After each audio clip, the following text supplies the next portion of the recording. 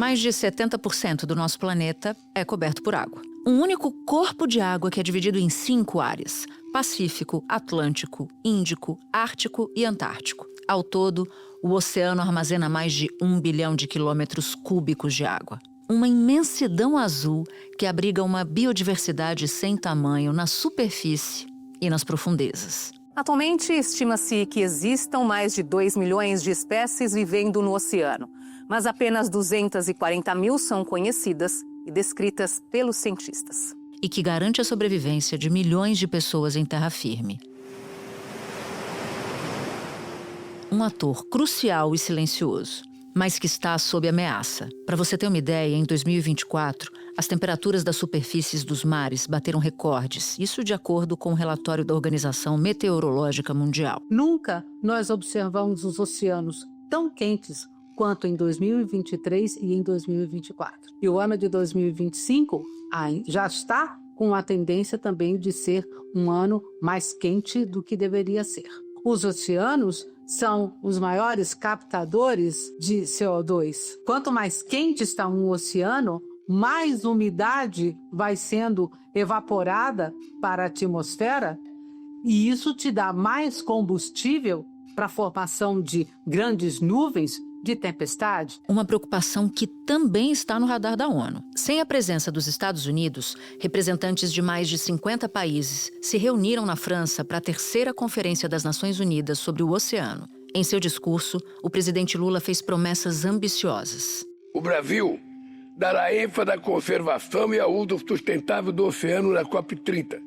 Abordaremos o tema em outros fóruns, como a Cúpula Brasil-Caribe, daqui a alguns dias, e a 9ª reunião da Zona de Paz e Cooperação do Atlântico Sul, que sediaremos em 2026.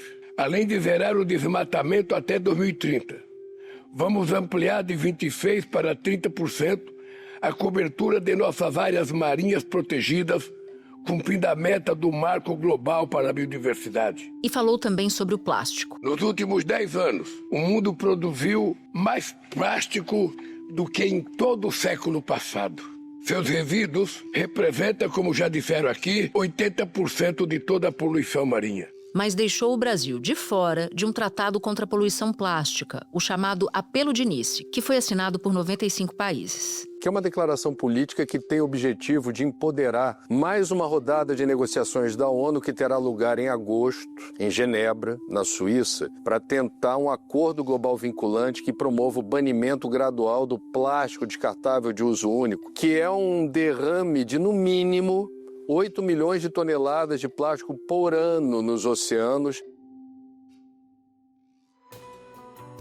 Da redação do G1, eu sou Natuza Neri e o assunto hoje é o oceano no centro da pauta mundial. O que é a chamada economia azul e de que forma é possível conciliar desenvolvimento econômico com preservação da biodiversidade marinha. Neste episódio, eu converso com o documentarista Rodrigo Cebrián, cofundador do movimento Euceano.org e diretor e apresentador da série Euceano, disponível no Globoplay. E com Ricardo Gomes, biólogo marinho e diretor do Instituto Mar Urbano. Ele é autor do documentário Quanto Vale o Azul. Segunda-feira, 16 de junho. Ricardo, eu quero te ouvir sobre a terceira Conferência das Nações Unidas sobre o Oceano. Aconteceu no começo de junho, você esteve lá, assim como você esteve em outras duas anteriores, na de 2017, me corrija se eu estiver errada, e na de 2022. Então eu quero te pedir, Ricardo, para explicar o que foi discutido nessa conferência, como a discussão sobre a proteção e o uso sustentável do oceano avançou de 2017 até hoje.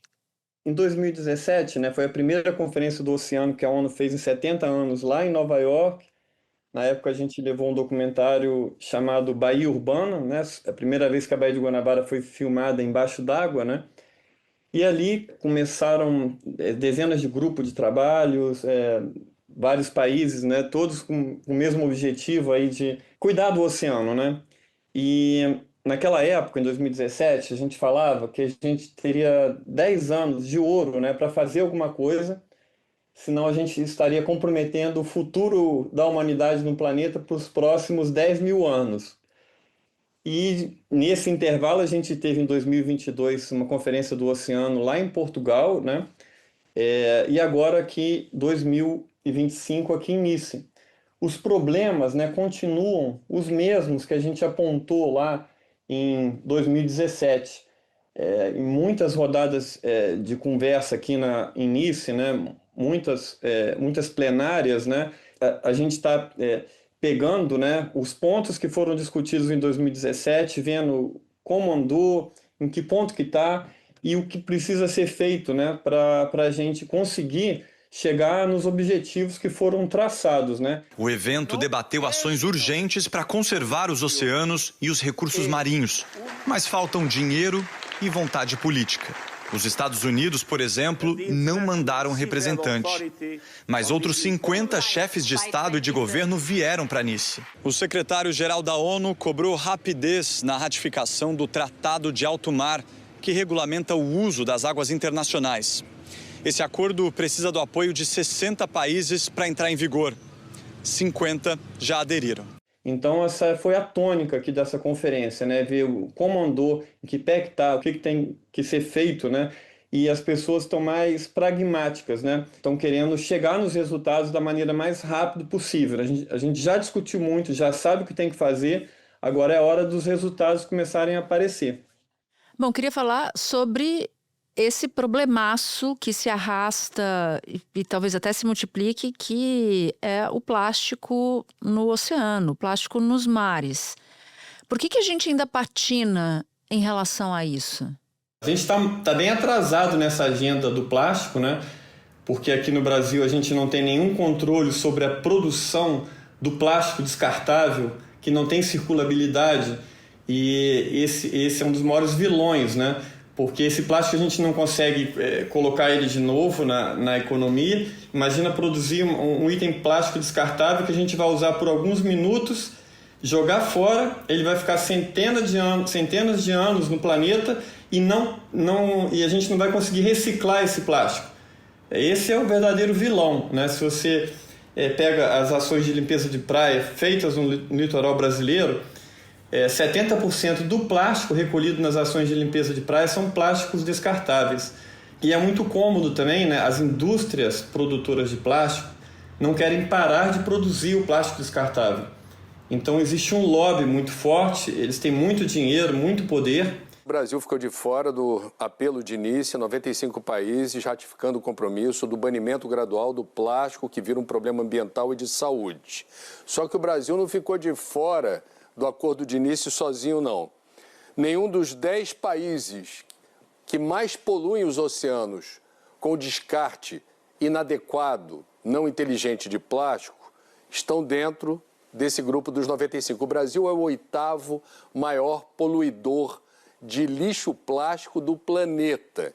Também estão de fora todos os países originais dos BRICS. Quer dizer, além do Brasil, Rússia, Índia, China e África do Sul. E também estão de fora, o Brasil está nesses grupos todos, os principais produtores de petróleo do mundo. Mas tem uma luz aí no final do túnel, né, Natuza?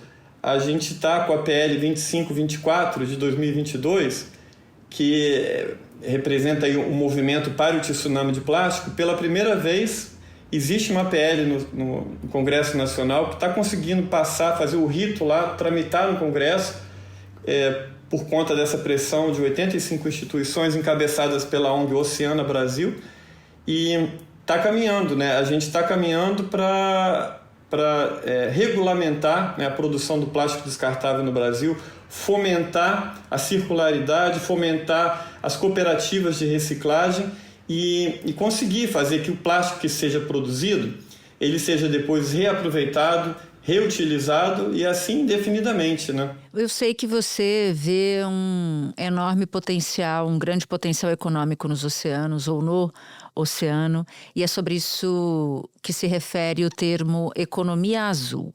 O que é essa economia azul? Então, a economia azul é a gente promover o uso sustentável do oceano, sem comprometer a saúde do oceano para gerações que estão vindo, né, depois de nós. Cerca de 2.200.000 espécies marinhas vivem nele. No entanto, os cientistas só conhecem 10% dessa biodiversidade. Cerca de 2.300 são descobertas a cada ano, um número que não mudou muito desde o século XIX. A meta do Censo do Oceano é chegar a 10.000 espécies por ano. Nem tudo que é economia que está no mar é economia azul, né? A gente tem essa pesca, que a gente tem essa pesca predatória, é só mesmo economia do mar, ela não é uma economia azul. Até a pesca pode ser também economia azul, né? A gente fazendo uma pesca sustentável, que respeite, né, as populações das espécies, que seja baseadas em pesquisa científica, que a gente saiba o quanto que a gente pode pescar de cada espécie para essa espécie continuar, né, e não desaparecer. Então, essa economia azul é uma relação onde todo mundo ganha. Onde ganha o ser humano, ganha o oceano e ganha a biodiversidade marinha. Esse é um exemplo disso, né? Assim, o turismo sustentável. Hoje em dia tem um turismo que eu acho muito legal, que pouca gente está falando, que é o turismo regenerativo. Até a Embratur está investindo muito nisso. Tem um pessoal da Biofábrica de Corais, lá de Porto de Galinha, do Nordeste, eles levam pessoas para plantarem brotinhos de coral, nos recifes de coral de lá. Então é um turismo que gera emprego e renda para as populações originárias, para os pescadores artesanais de lá. Ela faz girar a roda da economia, ela deixa um legado, ela deixa pedacinhos de coral lá se regenerando, e o turista fica feliz, a biodiversidade fica feliz e a economia local fica feliz, né?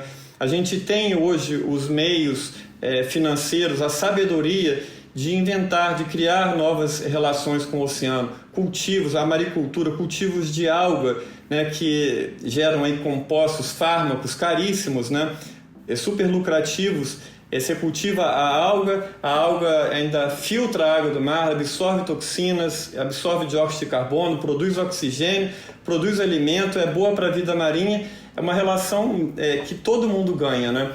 E é mais a gente começar a jogar luz, né, nesses bons exemplos, replicar as coisas que estão dando certo e deixando de fazer aquelas coisas que a gente já está vendo há muito tempo, que já não sustentam mais, né?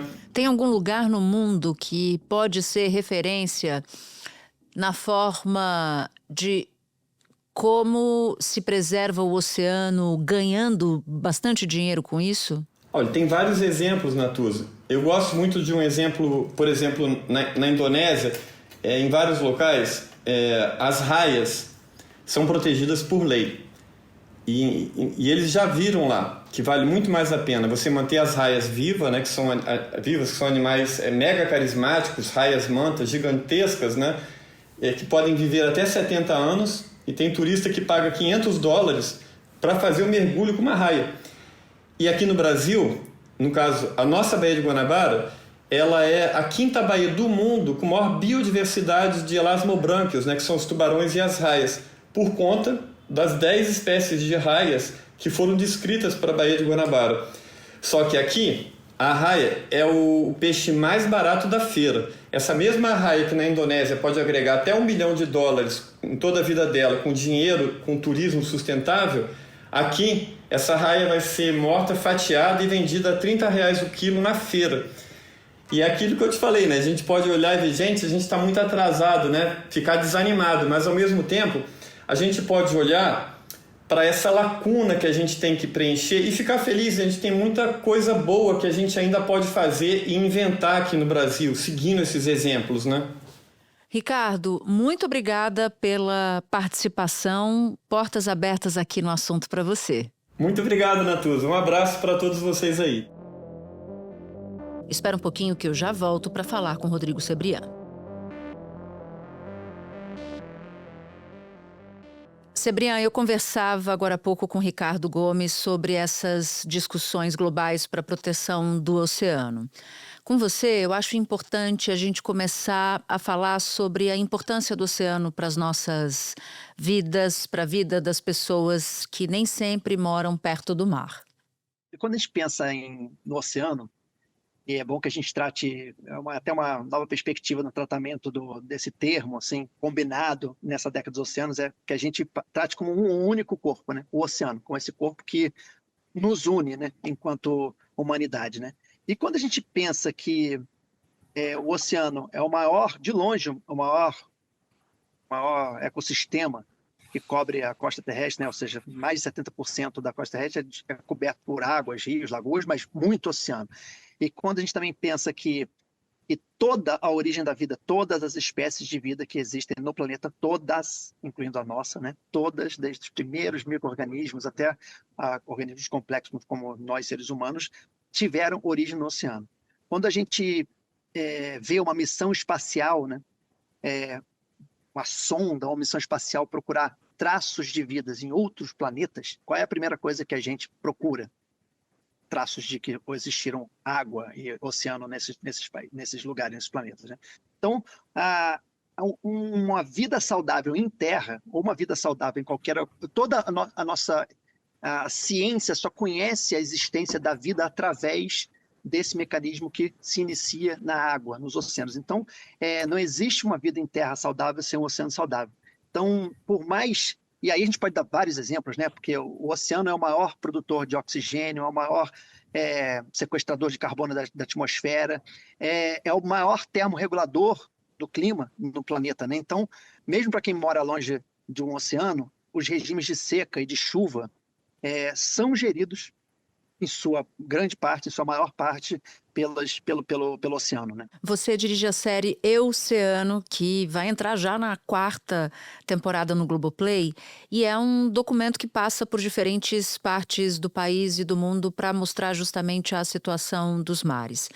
Num dado episódio, você tratou do branqueamento dos corais no Nordeste. O que vocês viram por lá? O que isso significa para todos nós? Quão sério é esse problema? Não, é seríssimo, né? Ou seja, primeiro, assim, também reforçando assim, o nosso desconhecimento, o nosso distanciamento sobre cultura oceânica, né? E isso é muito a base do nosso projeto, do Euceano, não por acaso tem esse nome, ou seja, a gente se enxergar como parte do oceano, não somos nós seres humanos e eles natureza, eles oceano, né? Ou seja, como se fossem a nossa interdependência total. E os corais nesse conjunto, que é curioso, né? Natuza, até uma pergunta que eu queria te fazer, porque você vê como a gente estuda pouco isso, né? O coral, ele é um animal, um vegetal ou um mineral? Muita gente não sabe responder essa pergunta, né? Eu responderia animal, tá certo? Tá certa, check. Mas muita gente acha que é um mineral, muito mais gente acha que é mineral ou até um vegetal, e é um animal. Então, o coral, ele junto com os manguezais, né, no Brasil, né? E o Brasil tem uma costa dos corais que cobre praticamente toda a região Nordeste, importantíssima. E o Brasil tem o maior feixe contínuo de manguezal do mundo, que é uma informação também que pouca gente sabe. Assim, o Brasil tem o maior feixe contínuo de manguezal do planeta Terra. Uma das maiores barreiras de corais do mundo está virando um cemitério submerso no mar entre Alagoas e Pernambuco. A Costa dos Corais é abrigo para diversas espécies marinhas ao longo dos seus 130 quilômetros de extensão. Pesquisadores alertam que cerca de 80% dos corais já morreram devido ao aquecimento das águas, à poluição e ao turismo desordenado. Mas os corais são berçários de vida marinha muito importantes, assim. E essa simbiose que tem entre o coral e uma pequena alga, zooxantelas, que se chama, né? Que faz com que os corais ganhem aquelas cores, né? Aquilo é o que mantém um coral vivo e que mantém um ambiente propício para muitos peixes, né? O desenho Procurando o Nemo, o Nemo só vive no recife de coral, né? Quando ele sai do recife de coral, ele se perde, né? Para buscar, ou seja, buscar o Nemo em si, né? Então, é um berçário de vida marinha muito importante, é uma proteção das costas muito importante. É onde, por exemplo, por ser um berçário de vida marinha, é onde a base da pesca, né, se dá né, nos ambientes próximos aos corais, porque é onde tem muita vida marinha, muitos peixes, né?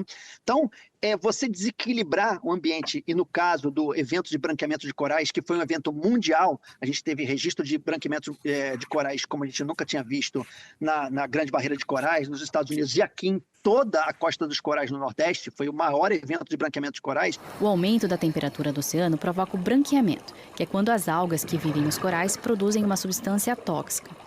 Os corais expulsam as algas, que antes forneciam nutrientes, perdem as cores vibrantes e acabam morrendo de fome. O risco aumenta com a visitação intensa de turistas que acabam pisando e quebrando os corais, além dos resíduos de combustível das embarcações. E quando a gente fala branqueamento de corais, também por uma ignorância normal que a gente tem de desconhecimento, muitas vezes você entra no mar e vê aqueles corais branquinhos. Você acha lindo, né? Olha como eles estão lindos, branquinhos, limpinhos, né? E não, eles estão ou mortos já, ou muito doentes, né? E isso aconteceu, e o impacto disso, como eu falei, é brutal para a economia do mar, né? De modo geral, e para a nossa proteção, porque também em termos de avanço do nível das marés, né? E quando tem grandes ressacas, a nossa proteção costeira são os corais e os manguezais, né, de linhas gerais. E isso não é pouca coisa, porque se você tem uma grande ressaca que não tem essas proteções e a água salgada invade muito o continente, ela pode inundar e entrar no lençol freático e tornar a água doce, que é a água que a gente bebe, em água salobra. Então, esse evento de branqueamento dos corais, que aconteceu muito ano passado, né, mas ele é um evento estudado e em alguns casos irreversível, existe até muitas tecnologias para replantio de corais, né, sendo desenvolvidas no Brasil e no mundo. Ele é impactado muito pela poluição, muito por um tipo de turismo, né, que é mal administrado, e muito, nesse caso específico, pelo aumento das temperaturas globais, que aumentaram a temperatura do oceano e a acidificação do oceano. Então, eu estava até vivendo um estudo que saiu ano passado, recente, que o aumento da temperatura global e o aumento do nível dos oceanos, ele vem sendo estudado, né, há algumas décadas, e proporcionalmente o aumento do nível dos oceanos, ele se deu em sua maior parte pelo degelo das calotas polares, né? A Agência Espacial Americana, a NASA, alertou que o nível do mar subiu acima do esperado no ano passado, porque, segundo a agência, a elevação foi de 0,59 centímetro, acima da projeção dos cientistas, que era de 0,43 centímetro. A NASA também revelou uma mudança importante na forma como o aquecimento global tem impactado o nível do mar. Os oceanos estão absorvendo mais gás carbônico por causa do aumento das emissões de gases do efeito estufa na atmosfera, geradas pela queima de combustíveis fósseis. Em média, o nível dos oceanos no planeta subiu quase 10 centímetros nos últimos 30 anos. No caso do Pacífico, a alta foi de 15 centímetros. Ano passado foi a primeira vez que saiu, inclusive, da curva da medição do nível de aumento do mar, não por causa... uma parte ainda é dos degelos das calotas polares, mas a maior parte do aumento do nível dos oceanos se deu pelo próprio superaquecimento dos oceanos, ou seja, as moléculas de água se expandiram por estarem muito aquecidas além do normal, e aí fazem com que o oceano se expanda também, em termos de nível de oceano. Então, a preocupação do aquecimento global, né, mas especificamente do aquecimento do oceano, ele tem impactos enormes nos regimes de chuva, né? Tudo que a gente viu das tragédias do ano passado no sul do país tem ligação direta com o aquecimento dos oceanos. Os pesquisadores usaram dados de 1999 a 2018 para entender a ocorrência simultânea de 3 eventos extremos que atingem os oceanos: a alta temperatura e acidez da água, combinada com a baixa disponibilidade de alimentos. Identificaram que desde 2016, estas condições têm sido registradas com mais frequência. Você citou uma expressão que me chamou a atenção e tem tudo a ver com o tema do episódio, que é economia do mar. O que é economia azul? Significa que se pode lucrar preservando, cuidando do oceano, é isso? Toda a economia azul ela é muito extensa. Se você for parar para pensar que um país como o Brasil, ainda por cima, que a exploração de petróleo, por exemplo, ela se dá, em sua maioria, offshore, E petróleo e gás natural, né? Porque a gente está falando só de petróleo de como combustível fóssil para a indústria do plástico, é um problema, mas para abastecimento de combustível, mas também o gás natural, que é o gás que a gente usa para cozinhar. Não, em sua maior parte, muito maior parte, ela vem de exploração offshore, de exploração marítima. Mas tem toda a economia que se dá ao longo da costa, diretamente ligado aos ecossistemas costeiros, né? Como a economia da praia mesmo, né? Ou seja, a economia do barraqueiro da praia, da pessoa que vai à praia, do turismo que movimenta, né? Os lugares mais turísticos do mundo são lugares ligados aos ambientes costeiros. No Brasil também é isso, né? Então tem toda essa economia direta, assim, criada pelo homem, que representa a economia azul. Mais ainda, né? Se você for entrar no mérito de que o Porto de Santos, que a maioria da nossa exportação, do nosso, né, da exportação de grãos, do agronegócio, de tudo que a gente faz no Brasil com o mundo, se dá pelos oceanos também. Se dá pelo oceano, né? Se dá pelo mar.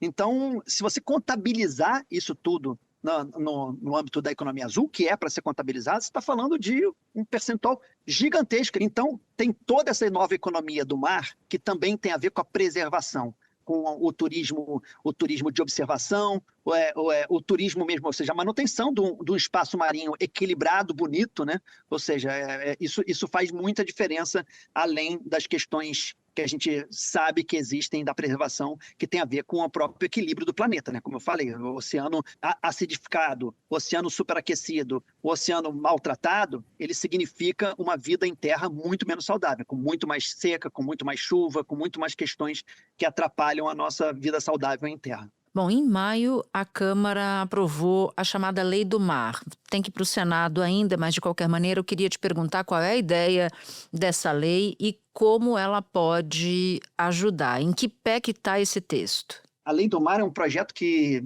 tramita há 12 anos, né? E já tinha passado por todas as comissões.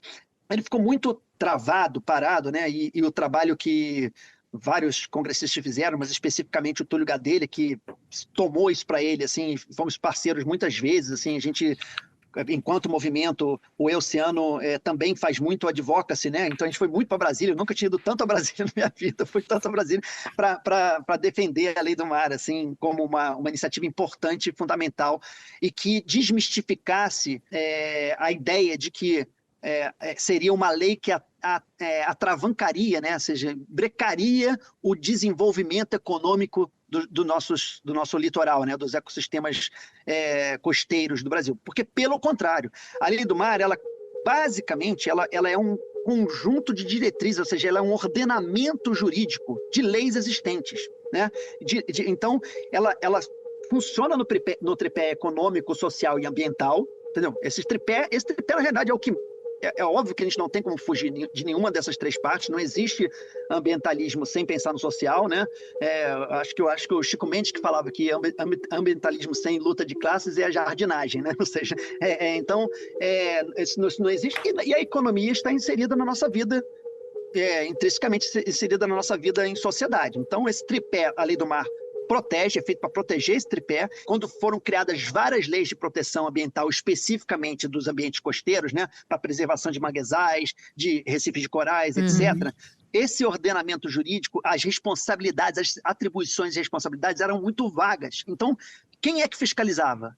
Quem é que era responsável pela fiscalização? Quem é que seria cobrado caso alguma dessas né, leis fossem infringidas? Então, ela vem organizar esse conjunto de leis existentes para proteger o desenvolvimento econômico, social e ambiental do ambiente costeiro marinho. Então, é um grande avanço. Ela foi aprovada na Câmara dos Deputados e segue agora para o Senado, mas é um grande avanço, sem nenhuma dúvida. Rodrigo Cebrián, muito obrigada por ter topado conversar aqui com a gente. Dá para ver e ouvir que você é realmente um apaixonado pelo oceano. Obrigada.